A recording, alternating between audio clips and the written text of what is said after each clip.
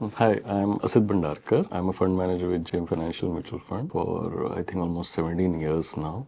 Overall, I have been in equities for almost 22 years now. It's been a rewarding, fruitful journey. I always wanted to be fund manager, a person who deals with equities, a research analyst at core. I grew up in very exciting time. India fundamentally changed in 1991 when we liberalized, and it really opened up tons of opportunities for Indian businesses. Ended up being a watershed moment for the businesses, for the country. And to that extent, I guess it tickled my interest as far as analyzing these businesses are concerned and kind of wealth that can be created in a free market economy. In that sense, very lucky because validated the thought process over last 22 years has been quite rewarding. I would sort of think that I started my career, ScanX was around 3,000 and we all know where ScanX is today. So it's been a wonderful and rewarding journey personally on a career front. I'm not built to do monotonous, boring jobs. That's not my personality. To some extent, I would think that this is a business which is very dynamic. Things keep changing here. Every quarter results come. Government policies change, the environment changes. Now we are part of integrated global market, and to that extent, the dynamism that this brings and the excitement that it brings really attracted me to the field of equity research.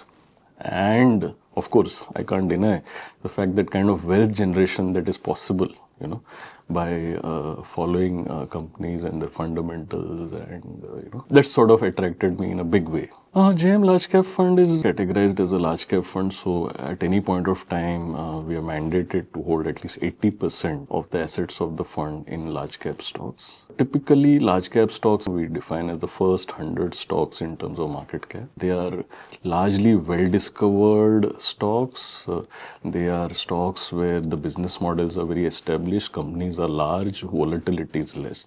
In that sense, sort of a blue chip fund. It looks at companies where the growth trajectory is reasonably well known. These companies are very well researched. Uncertainties to that extent are lower. But because everything is probably known, the return profile is also a little lower. I won't say that the risk profile of this fund is any lower because it's equity product and risk is always high. But to that extent, the fact that these are larger stocks, well-known stocks, stocks with very strong and very long track record in the market, the risk that typically gets associated with newer companies, newer businesses, I think that you're not exposed here. On the other hand, I think if you see this fund, there's also a 20% leeway for us to buy stocks which are not large cap. And these sort of is a flexibility that the fund manager gets where you can look at some mid and small cap stocks intermittently, which can probably add to the alpha generation possibility of this fund. Specifically, I think in the JM Large Cap Fund, we play the equity portion fairly aggressively. If you see, our style typically has been extremely bottom-up driven. Although in the large cap space, the bottom-up analysis is not as much and significantly top-down analysis. So the sector's rotation and the sector selection plays a big role as far as alpha generation is concerned on the large cap side.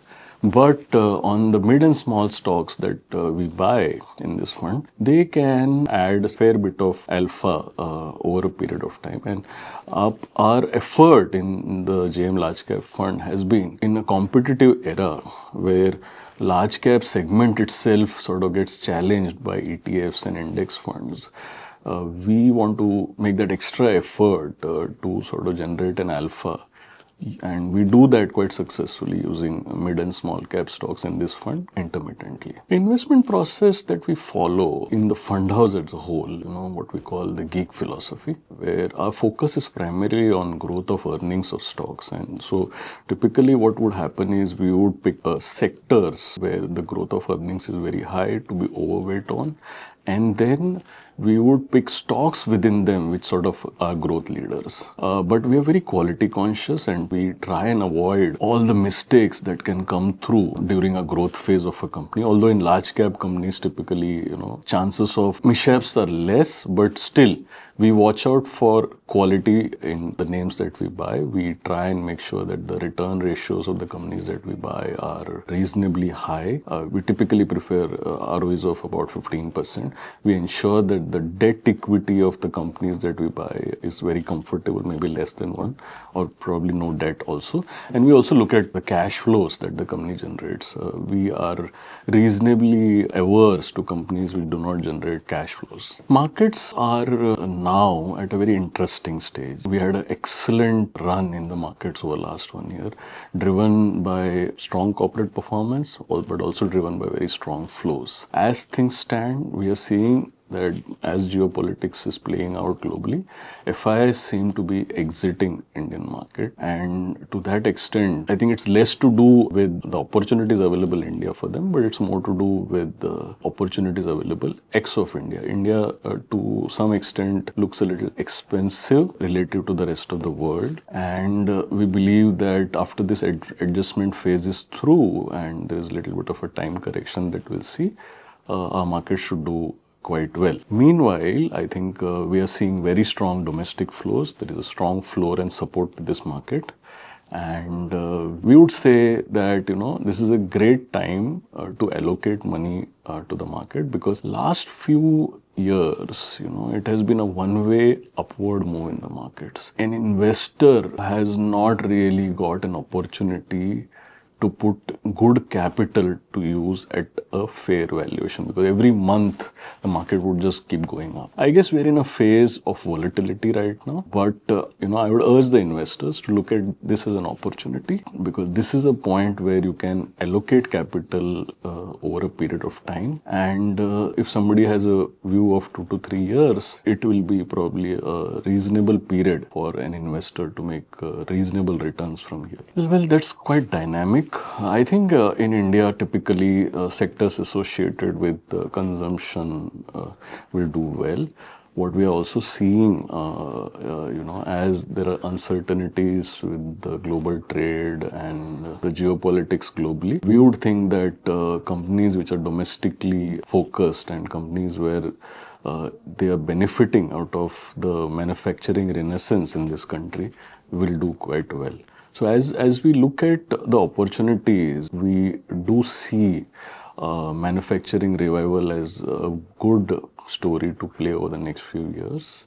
We also see that consumption, which has been sort of depressed in this country, will sort of start reviving on back of a good monsoon this year and perhaps even next year. So the rural economy should also start doing very well, and those sectors which are associated with that should also start doing quite well. I think JM Large Cap Fund opportunities are two. On one side, I think we are seeing large caps at relatively attractive valuations, considering where the valuations of the entire market are, as well as how the valuations have been in the past. There are large pockets of sectors where the valuations are probably at a historic low also. So this is a great opportunity in this. And I think the sector that I didn't mention earlier, but say financials probably are cheaper than they were 5 years back. From the context of the fund, if you see in the large cap index, financials would be a significant component of that index. Those are fairly cheap. So from an opportunity set, I think investors have an opportunity here to perhaps take exposure to sectors at a reasonable valuation. Also, I think what we are seeing is that certain companies on the mid-cap side are growing at a phenomenal pace. And what we are seeing is there is a significant difference in the growth of some of the large-cap stocks and in the growth of some of the mid-cap stocks. And we do see that, over the next 2-3 years, some of the mid-cap stocks have a potential to become large caps. And I think we are really focused on some of these names in fund, whereby, this higher growth can sort of generate alpha for our fund. It's not specific to the large cap fund, but I would just say if investors invest in equity, they should obviously have some patience. We should not expect the kind of returns that have probably come in the last 1 to 2 years. The focus should be on the fact that over the longer period, equities generate wealth and they help you beat inflation quite comfortably. I think that should be the focus as far as this fund is concerned. Second, I think the large caps being a relatively less volatile set can form a core part of your portfolio as well, especially during volatile times. What we have seen in the past is that large caps tend to fall less when the markets fall. And when the market bounces, large caps tend to bounce first. So in the current context where there are fears regarding valuation, there are fears regarding FI exit from the country or not exit, but redemption out of the country, this may be a good, safer place relatively to allocate your capital. Investments in the securities market are subject to market risk. Read all the related documents carefully before investing.